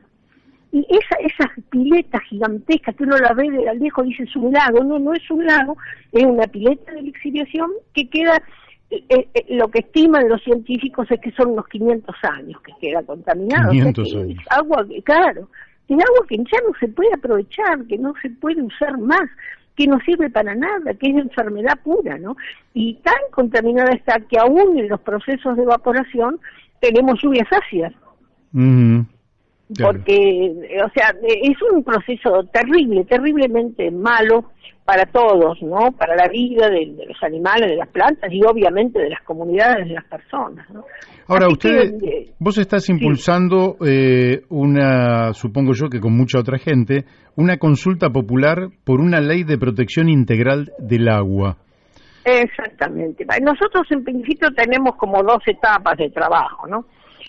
Somos un grupo de gente, en general militantes, diría yo, ¿no? Algunos del espectro sindical, del espectro social, de la iglesia, de distintos sectores populares, donde está Pérez Esquivel, o sea, compañeros de CELS, que Nora Cortina, o sea, es un grupo de militantes que defendemos por encima de toda la vida. Claro. ¿No? Y el agua es un símbolo extraordinario para entender lo que es la vida. Sin agua no hay vida. Algunos morirán a las 24 horas, otros a las 48, otros a las 72 horas, pero sin agua no hay vida, ninguna posibilidad de vida. Lo que hizo vivible el planeta Tierra fue el agua. Y el agua en estado líquido, porque hay otras estrellas, cometas y demás, que son agua, que tienen una enorme cantidad de agua, pero agua en estado congelado y con temperaturas que no se puede descongelar, y esa agua no te sirve. Para beber vos necesitas agua líquida. Claro. Entonces, estamos protegiendo el agua y todas sus fuentes de agua. Y tratamos de que se comprenda socialmente, ¿no? Aunque la gente se da mucho más cuenta que los demás, que no se puede sacrificar el agua, porque sacrificar el agua es sacrificar la vida. Vos decís en un primer momento, bueno, son las plantas, son los animales, pero no, son las plantas, son los animales, son las personas. Sin agua no podemos vivir, ¿no? Entonces, esto es lo que estamos trabajando, es decir, difundiendo, no sé, tenemos hecho 32, 33 conversatorios con científicos de todo el mundo, muchos de América Latina, planteando esto, ¿no? El agua en relación con las economías, el agua en relación con los convenios de libre comercio, el agua en relación con la vida de las comunidades en el interior del país, el agua en relación con la explotación industrial, la disputa de los pueblos contra los grupos económicos, en fin, hemos tratado de ir socializando un estado de conocimiento para que la gente tome partido, digamos, no político, sino que tome partido por el agua y que entienda que esto tiene que superar las grietas. Esto no es una disputa si vos perteneces al peronismo, si sos ortodoxo, si sos radical, si perteneces a Cambiemos o perteneces a la extrema izquierda o no. Esto es una problemática de vida o muerte. Entonces acá tenemos que superar estas grietas partidarias para comprender lo que Perón dijo, digamos, en el 72, ¿no? Y tantos otros que lo fueron planteando, ¿no? La necesidad de entender que los seres humanos hemos emprendido un modo de producción y de consumo que es altamente nocivo. Es en realidad, Perón decía, es suicida, porque el ser humano va socavando la vida en la Tierra, la diversidad, el clima, va afectando el funcionamiento de la biosfera, porque con el calentamiento bueno, tendríamos que explicarlo largo, ¿no? Pero se modifica también la circulación de los océanos, el atemperamiento del cambio climático deja de funcionar, la acidificación es muy grave y impide que los animales que tienen caparazón o costras, digamos, no la puedan formar. Se están destruyendo las barreras de coral, que en realidad son el espacio de protección para la vida naciente en los mares. O sea, el desove de los peces y la reciente vida de las pequeñas especies comienza precisamente ahí en los corales, porque los arrecifes de coral tienen protección. Tienen protección de las corrientes fuertes, tienen alimento, etcétera, etcétera. O sea, y eso también se está destruyendo. O sea, estamos encontrando un mecanismo a través del cual vamos destruyendo distintas formas de vida. En el mar hay un 40% de especies que han desaparecido. Es terrible. Lo que es una enormidad, ¿no es cierto? Y vos no sentís que los argentinos somos un poco, o por lo menos vamos a decir los del área metropolitana, el AMBA, somos un poco desaprensivos porque en estos micrófonos, hablando con, por ejemplo, Antonio Brailovsky, él nos comenta que el riachuelo viene contaminado desde principios del siglo XIX. Quiere decir que no es un proceso de los últimos años. No, ya con la matanza de los animales, por eso se llama la matanza, digamos, y todo lo que quedaba de la matanza, los restos, sangre, vísceras, todos terminaban en el río, ¿no? Que no era un riachuelo contaminado, era un río chico, por eso se llamaba riachuelo, pero no estaba contaminado. Las curtiembres, las industrias. Las curtiembres, las industrias. Fíjate que, por ejemplo, el río Reconquista, así que está dentro de las 10 cuencas mundialmente más contaminadas. Increíble. Del mundo, te estoy hablando, no de la Argentina, del mundo, ¿no? Tiene más de 100 basurales, a cielo abierto, por supuesto, y con una lixiviación, porque el tema es de los basurales es lo que drenan, digamos, no lo que queda en superficie, sino el ácido que drenan de la putrefacción. O sea, eso es de una contaminación horrible. Pero ahí en esa zona hay unas 1.200 empresas industriales, digamos, ¿no? De las cuales 700 vierten sus líquidos al río. Los líquidos absolutamente contaminados de químicos, pero de químicos enormemente peligrosos. No son solo, que también son, ¿no?, los químicos de la agricultura, ¿no? Todo lo que significa los agrotóxicos, diríamos, porque este es el nombre que verdaderamente tienen. Y todo eso produce procesos de extrema contaminación. El río Suquía, por ejemplo, de Córdoba, está más contaminado que el Reconquista. Aunque uno le parece, es el río más contaminado de la Argentina. Mirá. Aunque a uno le parece que no es posible. Pero bueno, la Argentina tiene el 70% de los ríos con alta contaminación. No tiene prácticamente ningún río asignado de contaminación. Solamente algunos ríos nacen sin contaminación por el derretimiento de los glaciares. Claro, en el origen. Cuando los glaciares van derritiendo, ahí los primeros 10 kilómetros, 15 kilómetros, si no hay un emprendimiento minero o no hay fracking, no están contaminados. Pero a medida que avanza en el transcurso, el vertido de los procesos industriales, también los vertidos de la agricultura y, como te digo, ¿no? Sobre todo los espacios, los basureros, digamos, ¿no? Uh-huh. Todo eso produce una enorme contaminación sobre los ríos, y bueno, con las lluvias o con lo que fuere, eso drena siempre. O sea, los ríos son cuencas, es decir, que son espacios donde el agua milenariamente ha ido recorriendo la tierra y encontrando un cauce.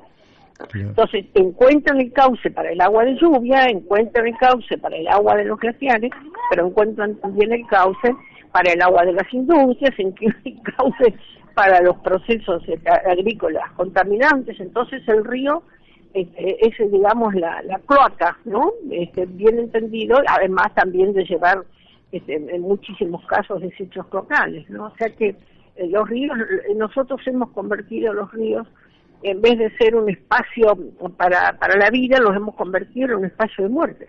Terrible. Para muchísimas especies y para nosotros. ¿Y a qué atribuís que el poder político sea tan desaprensivo en el cuidado de esto, cuando en realidad lo que vos decís es tan incontrovertible, es tan claro, tan evidente? Es obvio, sí. ¿A qué atribuís vos que el poder político sea tan pasivo frente a un hecho tan dramático que en realidad, lógicamente, atenta contra el futuro de todos? Y después vamos a ir con el tema ambiental, pero te quiero preguntar más cosas. Sí, a ver, en realidad la política y los políticos, hace mucho yo ya no hablo más de poder político, porque en realidad el poder lo ejercen los grupos económicos, ¿no? Y los políticos hacen lo que los grupos económicos dicen. Acá no existe. Fíjate, el ejemplo clarísimo del veto de la ley de glaciares. Sí. El veto Barry, el defensor del pueblo, dijo, el veto Barry así lo propuso, digamos, con todas sus letras en los medios de comunicación, porque efectivamente es así. En este tiempo, digamos, en los últimos 60 años, ¿no?, desde el punto de vista histórico, las potencias dominantes que gestionaron, financiaron, apoyaron y consolidaron los golpes de Estado en América Latina reiteradamente, con el tiempo, digamos, se fue construyendo una imagen muy nociva, digamos, ¿no?, respecto de esas intervenciones en las políticas nacionales y de ese apoyo a las dictaduras y la muerte, ¿no?, y los desaparecidos, bueno, la lucha de las madres, las abuelas. Todo esto ayudó a visibilizar más los exiliados, porque en Argentina una cantidad muy significativa de científicos, de investigadores, de gente de enorme prestigio internacional, terminaron viviendo en Brasil, en China, en Italia, en Europa o donde fuera, que pudieran salvar la vida, ¿no? Y esto, digamos, socializó un estado de conocimiento respecto de la criminalidad, de los golpes de Estado, del financiamiento extranjero de los golpes de Estado y de las víctimas, ¿no es cierto?, de los golpes de Estado. A partir de ahí, de alguna manera, Estados Unidos modificó la política, no modificó la decisión de intervenir, de someter y de saquear, esa la mantuvo siempre, ¿no? Sí. Pero hizo lo que, fíjate que Noam Chomsky, el lingüista norteamericano, un hombre de 90 y pico de años, escribió muchísimo material sobre lo que él llama el gobierno de facto empresario. Y cómo avanzó, digamos, ¿no?, el poder de las corporaciones para no necesitar la intervención del ejército para reconducir la política de los países de América Latina. Claro. El patio trasero, digamos, Estados Unidos lo cubre bien, digamos, ¿no? Lo cubre con el golpe de Estado o lo cubre con lo que ahora es el golpe de Estado económico, es decir, el gobierno de facto empresario. Es una situación muy grave porque además han ido avanzando cada vez más hacia la apropiación de cuestiones básicas para la vida. Sí. Crecientemente, no sé, el tema del petróleo, del gas, ¿no?, que son las fuentes de energía, o el tema de los metales y de los minerales, ahora el litio, digamos, el oro, la plata, ahora el litio. Después las tierras raras, que ya están en fuertísima disputa, que nadie sabe ni qué son, y que no cree que alguien pueda estar trabajando para eso, ¿no? Para sacar tierras raras que contienen una cantidad de productos que demanda, digamos, el mundo industrial y tecnológico. Pero fíjate que el tema, por ejemplo, del oro, ¿no? No, porque el oro, el verso es que no, porque los celulares tienen, no sé, qué partecita de oro, un filamento, y pasa lo mismo con las computadoras, y pasa lo mismo con otros procesos tecnológicos, o con las tecnologías asociadas a la medicina, que también utilizan, ¿no? Ahora, eso es el 1/1000 del oro que extraen. Claro. El resto, digamos, yo lo defino medio brutalmente, ¿no? Pero destrozan todo, rompen todo, contaminan todo el agua, contaminan la vida de los pueblos, expulsan a los pueblos primitivos que viven en esa zona para sacar, desenterrar el oro y volverlo a enterrar en la bóveda de un banco. Claro. Alguno va para la joyería también, ¿no? Sí, pero mínimo. Claro. Mínimo, todo eso no insume, pero sí, también para algunas iglesias, pero anillos, pero es una cuestión muy mínima en relación a que el oro se convirtió en el respaldo de la moneda. Y entonces, a partir de eso, digamos, el oro se entierra en la bóveda de los bancos, ¿no? Te quiero preguntar por el fenómeno de que en la Argentina nosotros tenemos unas, más o menos, porque varían por los años, pero unas 20 millones de hectáreas donde se siembra soja, con todo el paquete de agrotóxicos tecnológico, claro. que realmente hace todo el daño, que ahora vos también nos vas a explicar. Ahora bien, lo cierto es que nosotros no somos consumidores de soja, quiere decir que no es que estamos obligados para comer esa siembra de soja. Ahora bien, ¿cuál es el argumento de fondo? Te dicen, lo tenemos que hacer porque nos produce dólares y con esos dólares tenemos que pagar la deuda. Exactamente. A ver, el tema de la soja, que no es solamente la soja, ¿no? La soja es el maíz, es el algodón, sí. ¿no? Que son transgénicos, o sea... Y ahora el trigo también. Bueno, sí, pero el trigo está más cuestionado. Sí. Porque el trigo sí es para comer. En tanto que la soja, el maíz, son porotos que se utilizan con dos finalidades. En el 95% se usa para estas dos finalidades. Después el resto puede ser que alguno coma o haga alguna bebida o qué sé yo. Pero se utilizan fundamentalmente para darle de comer al ganado, para alimentar el ganado, y más el ganado en feedlot, que comen un alimento parecido al que comen los perros, digamos, esos parecen tronquitos, digamos, que son fabricados con soja, es para alimentar el ganado. Y la otra parte sustantiva es para el biocombustible, para el biodiesel y el biocombustible esencialmente, ¿no? La Argentina produce, digamos, tiene 45 millones de habitantes y produce alimentos, digamos, carne y cereales y verduras y todos los alimentos, ¿no? Para más o menos 400 millones de personas. Es decir que en la Argentina, por ejemplo, en hipótesis, digamos, cuando vos hablás de PBI y de desarrollo inclusive y bla, bla, bla, bla, no podría haber nadie con hambre. Absolutamente. ¿No? Un país que produce para 400 millones de personas, que debe ser en relación producción, habitantes, Argentina es uno de los mayores productores del mundo. Bueno, uno lo podría creer que en la Argentina la mitad de los niños y el 40% de los hogares pasan hambre.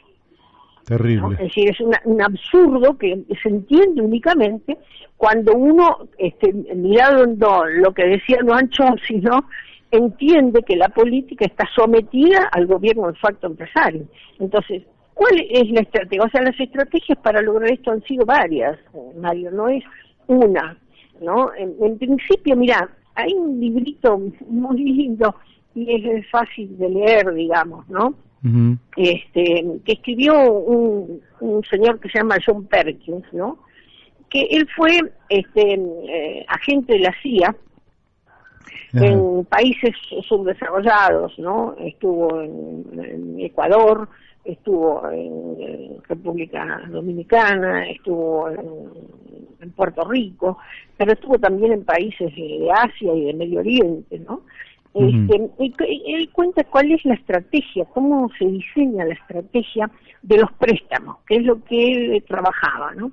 Lo que hace la CIA y el Banco Mundial es localizar países con una gran cantidad de recursos económicos, con mucha riqueza económica.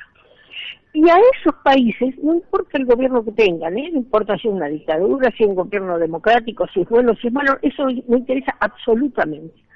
A esos países con gran cantidad de bienes, que ellos les llaman recursos, porque lo miran solo desde el punto de vista económico, se les efectúan préstamos siempre por encima de la capacidad de pago.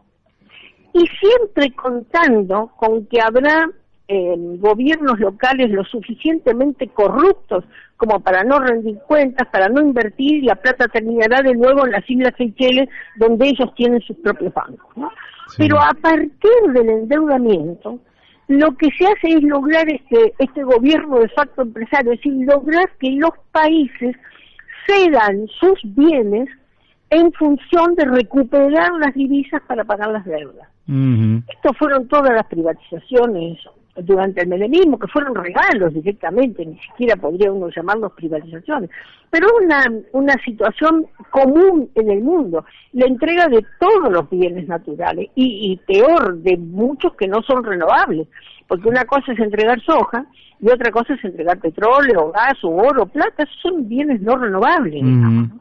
Entonces, esto es así, endeudados que estamos, la necesidad de las divisas, la corrupción política, que, a ver, yo no hablo de la corrupción del que se queda con plata del Estado, porque, bueno, esa es histórica, pero la otra corrupción, la corrupción de aceptar que no se va a investigar la deuda, que se va a investigar dentro de 10 años, así ya no queda ninguno vivo de todos los que han robado en el país, la corrupción de aceptar que la República Argentina tiene que entregarse atada de pies y manos, entregar el trabajo, entregar el salario, entregar las condiciones de vida de los pueblos, además de entregar los bienes no renovables y los renovables también.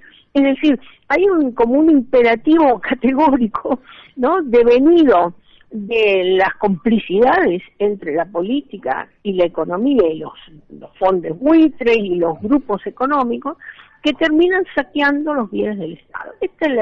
Digamos, a grosso modo, sí, la estrategia y el modus operandi para terminar exactamente entregando, digamos, al país, ¿no? Entregando sus bienes, entregando su futuro, ¿no? Has hecho una descripción muy precisa y quería, nos retiramos un poquito del tema ambiental. Todavía te quería preguntar por los bosques y los humedales.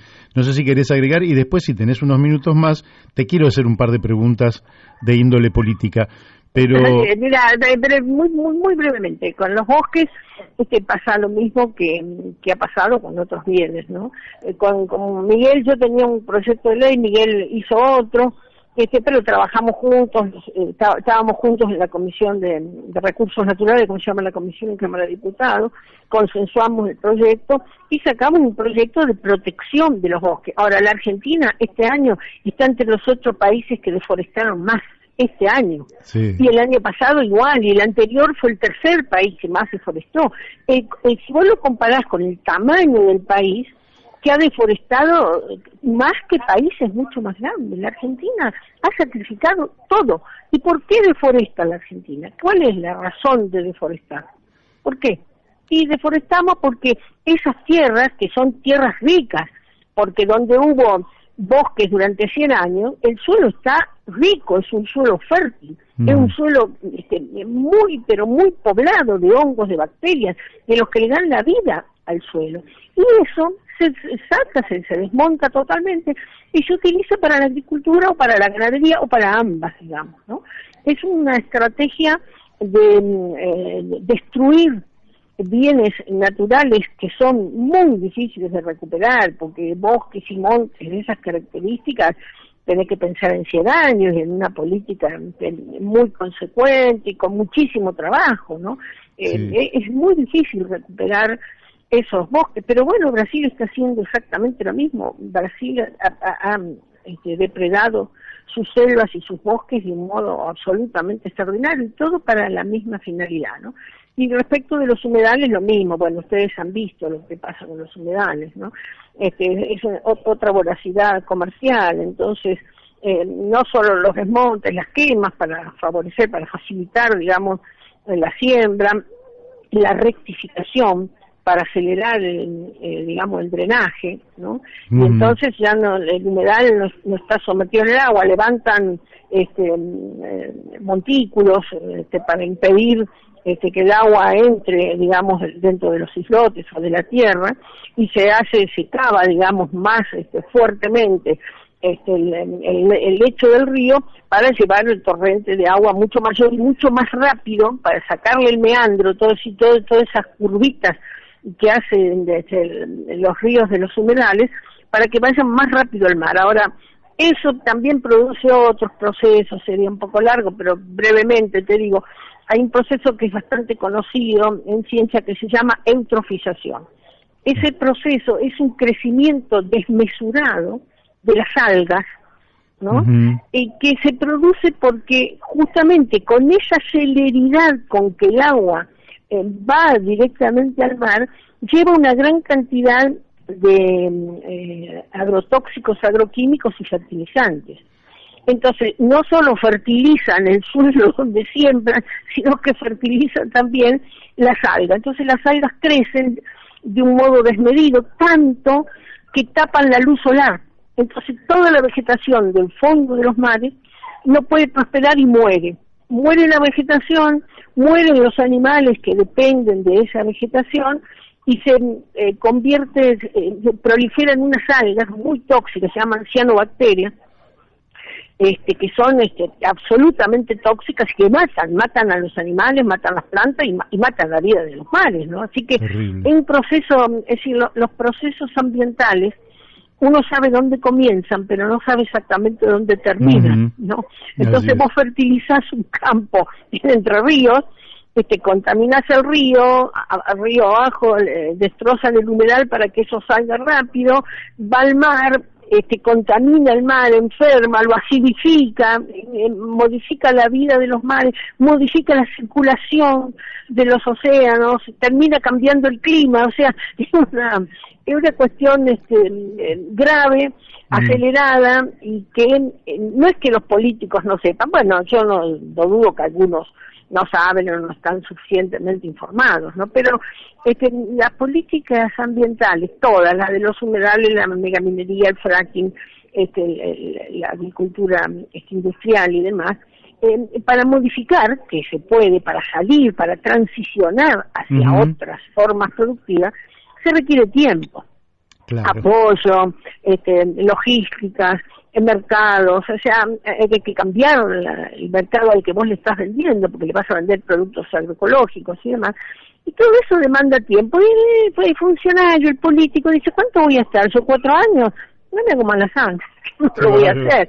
Si no, tengo que acordar con otros políticos, tengo que llegar a consensos, tengo que pensar en políticas de Estado, no políticas de gobierno, sino políticos que trasciendan un gobierno y 2 o 3, digamos, ¿no? Para tener la continuidad que hace falta. Y los políticos están en otra, ¿no? Cuentan votos, cuentan pesos, pagan religiosamente las demandas, y de la vida de los pueblos no les interesa. Marta, te tengo que preguntar porque vos sos de aquellos políticos que creen que la política también es pedagogía.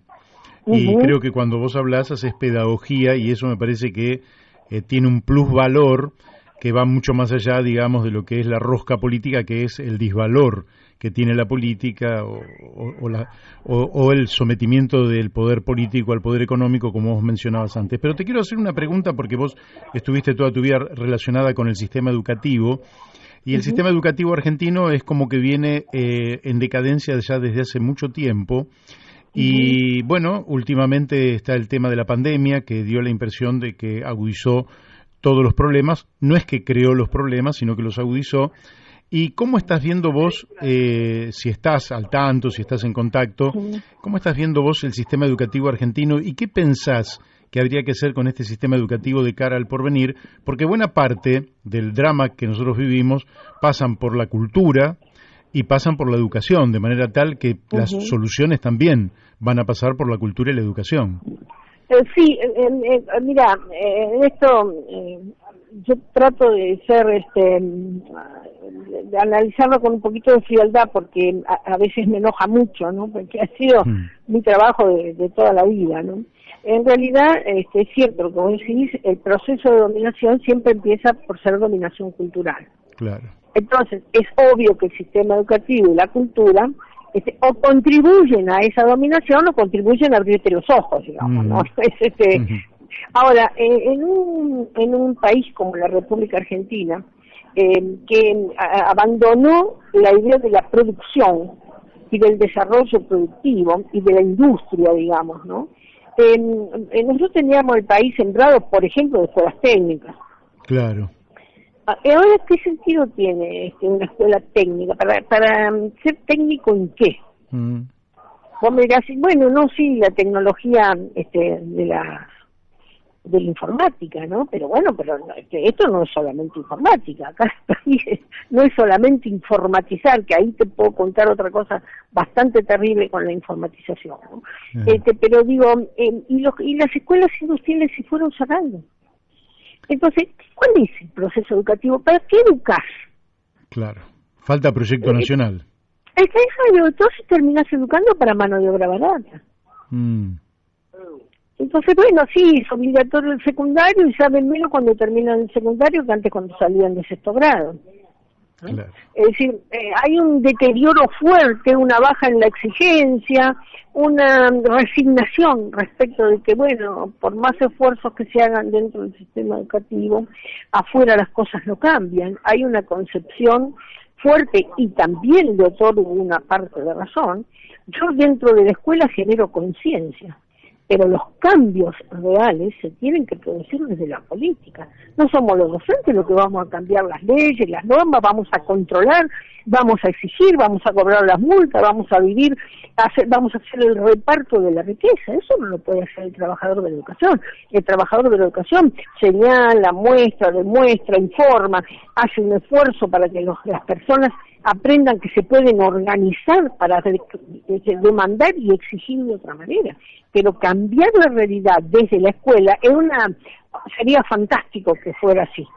Pero no existe la posibilidad real de hacer eso. Sí existe la posibilidad concreta de abrirte la cabeza. Muy bien. El proceso cultural tiene que estar ahí al pie del cañón y fuertemente, ¿no? Generando la posibilidad de comprender la realidad, ¿no? A veces, aunque no puedas cambiarla, si la comprendes empezás a construir un proceso de liberación, ¿no? Que es lo que se supone que puede cambiar la vida de los pueblos. Te paso un par de mensajitos porque Jorge Cultri de Merlo pregunta, si estas empresas, que en realidad no lo acabo de ver y tengo más, pero si estas empresas contaminantes atentan contra el artículo 41 de la Constitución Nacional, ¿por qué no se impide su actividad con un planteo a la Corte Suprema? Bueno, el planteo se ha hecho, a ver, las comunidades todas, las comunidades, imagínate en Chubut, en Mendoza, pero las comunidades indígenas, todas han hecho planteo, y la Corte Suprema efectivamente ha tenido sentencias muy poderosas, con mucha lentitud, como funciona la Suprema Corte de Justicia, porque eso es una disputa de poderes. Cuando vos cuestionás el poder legislativo, o cuestionás el poder judicial, o cuestionás el poder ejecutivo, y decís que no cumple con la normativa y que no cumple con la Constitución, como vos estás diciendo, esto termina en la Suprema Corte. Ahora, así pasó con la ley de glaciares. La ley de glaciares terminó en la Suprema Corte de Justicia, porque el gobierno de San Juan cuestionó la ley porque dijo que le impedía el desarrollo, que era una ley que obstruía el desarrollo de la provincia. La Corte de San Juan le dio la razón, la Suprema de San Juan le dio la razón y terminamos la Suprema Corte de Justicia. 8 años después de haber declarado la inconstitucionalidad de varios de los artículos de la ley, la Suprema Corte de Justicia dijo es perfectamente constitucional, porque lo que dice la Corte sienta un principio que es tan interesante para nosotros. Dice, frente a un litigio entre un bien social para toda la comunidad y un interés privado de una empresa, la Corte no puede dudar. Claro. El interés legítimo de la comunidad tiene que estar por encima.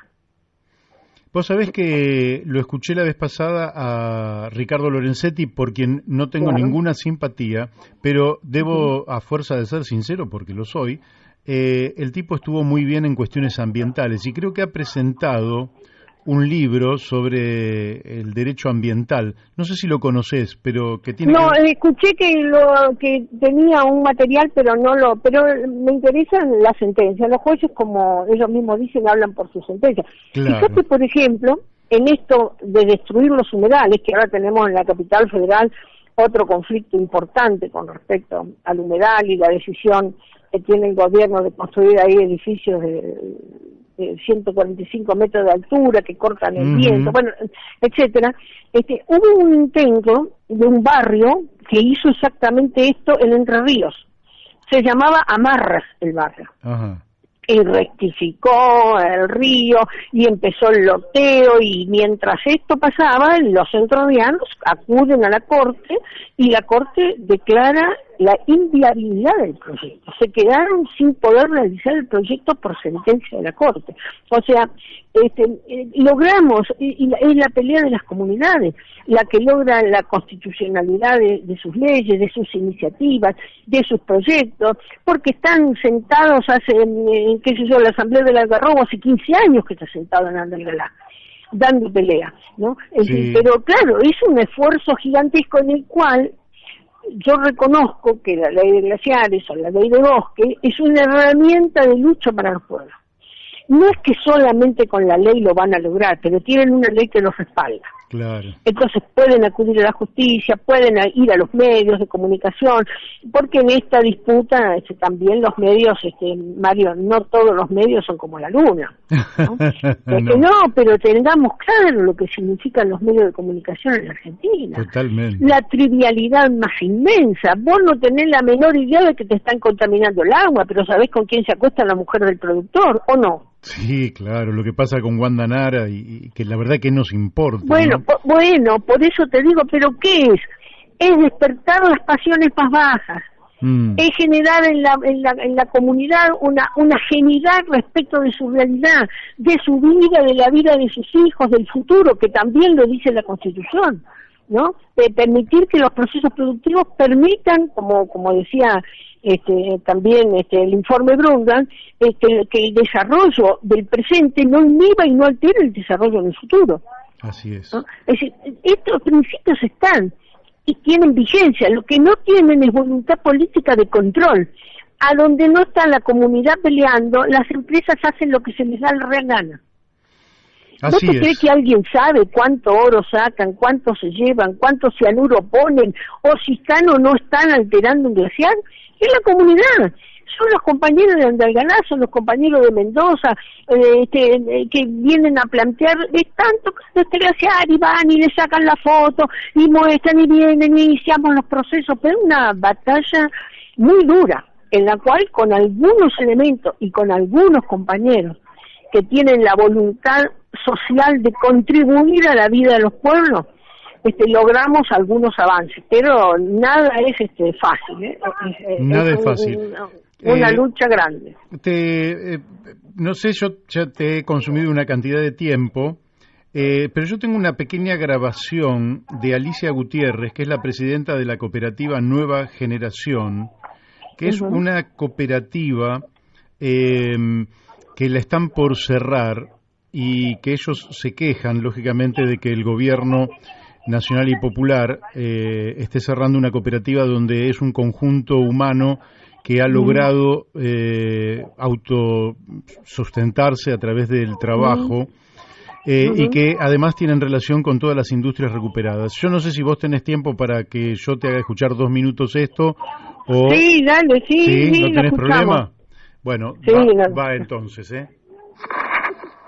Bueno, la que le habla es Alicia Gutiérrez, yo represento la Cooperativa de Trabajo Nueva Generación. Como bien sabe esta audiencia, nosotros tenemos la orden de desalojo, somos 84 trabajadores que nos hemos formado para producir ropa de trabajo y todo uniformes escolares, y vivimos de esto, vivimos de la costura, y tenemos el jardín maternal donde cuidamos a los niños de las mamás que están produciendo, y bueno, tenemos el desalojo encima producto de una persecución política. Esto es persecución política, y entendemos que cada día se está derechizando cada vez más todo.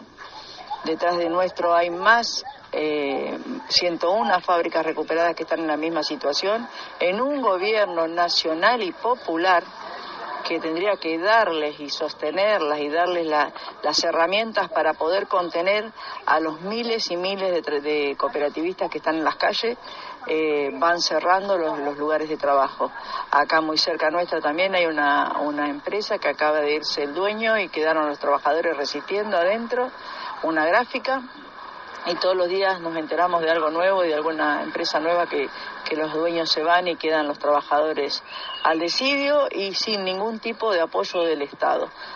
Este Estado apoya a sus amigos y a los que están dentro del gobierno, pero no apoya a los que realmente hacemos patria todos los días, a los que le alivianamos la tarea, a los que le llevamos un pedazo de pan, al que no tiene y una herramienta para que lo pueda producir y ser digno y decir trabajo, yo me gano mi sueldo desde mi trabajo. Estamos a minuto a ser desalojados. Le pedimos el apoyo al pueblo entero, porque ya los políticos los hemos tocado a todos. Le pedimos a todo el pueblo que por favor nos apoyen, que esto sea voz de todos.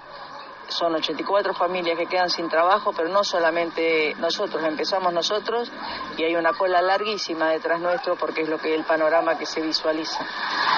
Desde ya les agradezco mucho, Mario, gracias por siempre estar y por siempre difundir nuestro caso. Estamos en la zona de Vildo. Estamos en la zona tal cual de lo que... Bueno, son de la zona de Wilde. Claro, bueno, lo que plantea Alicia es que no es para esa única cooperativa, ¿no? Acá ha habido una pluralidad. Imagínate todos los compañeros de la UTD y todos los compañeros que han tenido emprendimientos cooperativos, 4, 8, 7, 5, 20 o 50 compañeros, ¿no? Sí. Que han hecho un esfuerzo, que son cooperativas de trabajo, ¿no? Son en realidad cooperativas que han salido de la nada, que han puesto en la casa de uno, la computadora del otro, el trabajo de todos, el esfuerzo, en algunos lugares, pocos, algún reconocimiento, algún apoyo de la municipalidad, un cable de luz, es decir, alguna pequeña colaboración, pero en general muy poquísima colaboración. El mismo Estado que libera las exportaciones, que le baja con una facilidad extraordinaria los impuestos, pero de un modo vergonzoso, escandaloso, a los grandes grupos exportadores,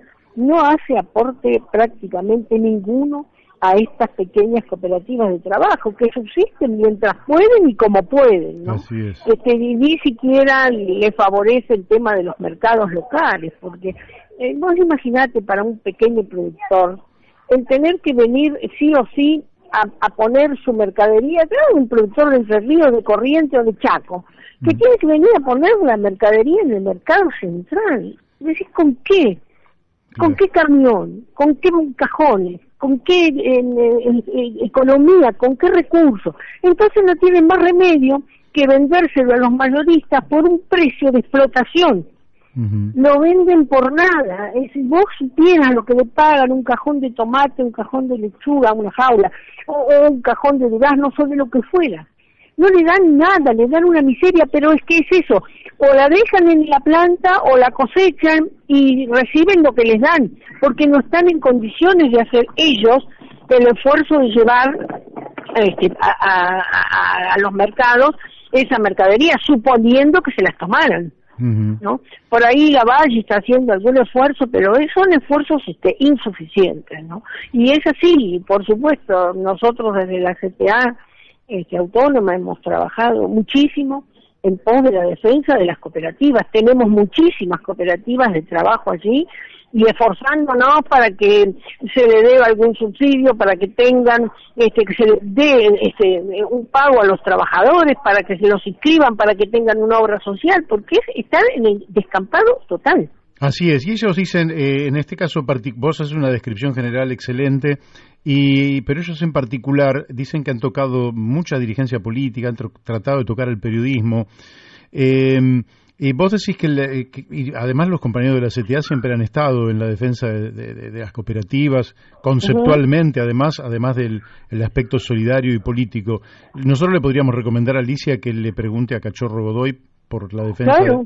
Sí, ¿no? Claro, sí, más vale, claro. Nosotros tenemos mucho, además ahí está Grabois, hay un grupo de compañeros con mucha dinámica y con buena dinámica por el tema en general, ¿no? De las cooperativas y tratando de dar una mano, ¿no? Incluso en algún momento tuvimos algún vínculo con el Banco Copesur, que también tenía algún tipo de iniciativas, ¿no? Y bueno, sí, nosotros desde la CTA trabajamos eso, claro. Claramente. Bueno, sí, y yo que soy socialista también, porque el doctor Juan B. Justo creó, entre otras, el Hogar Obrero, que fue una de las cooperativas más exitosas durante un tiempo en la Argentina. Marta, el tiempo se nos ha ido, yo te agradezco infinitamente, tengo más comentarios que han llegado, excelente Maffei, cuánto conocimiento y compromiso, de Graciela de Castelar, y tengo otros más. De aquí te mandamos un fuerte abrazo y ojalá podamos charlar nuevamente dentro de no tanto tiempo. Bueno, Mario, con muchísimo gusto. Y por ahí podemos abordar un poco más el tema político. Hoy al final se nos fue, pero es que la problemática social desborda. Sí, desborda lo ambiental, lo social, y dejamos la política para la próxima. Está bien, la política debería ocuparse, no nosotros, de estas cosas. Así es. Bueno, te mandamos un abrazo grande, Mario. Igualmente para vos, un fuerte abrazo. Un gusto. Adiós. Gracias. Bueno, hemos hablado con Marta Maffei, educadora, diputada nacional, dirigente sindical, secretaria general de CETERA. Un lujo que nos damos nosotros, realmente, y además exponiendo posiciones sobre el tema ambiental, sobre el tema social, sobre el tema cooperativo, donde, ahí nos ha llegado este mensaje de Alicia Gutiérrez, que yo diría que es un grito desesperado para salvar una cooperativa de trabajo donde la gente hace lo que corresponde, ganarse la vida con dignidad a través de su propio esfuerzo, de su propia autoorganización, confeccionando prendas de vestir, prendas de trabajo. La verdad que es inverosímil que cualquier gobierno, y mucho más un gobierno que se dice nacional y popular, no atienda esta problemática. Por hoy nos despedimos hasta el lunes. Usted quédese aquí, nosotros el lunes estamos, el lunes es feriado, pero nosotros vamos a estar. Usted quédese aquí, porque ahora va a cambiar la temática. ¿Quién viene ahora? Ahora viene otro tema, que es Independiente, Rey de Copas, con Oscar Argañarás. Quédese entonces en AM 1140 y con nosotros en La Brújula nos estamos encontrando el lunes a las 12 del mediodía. Chau, buen fin de semana.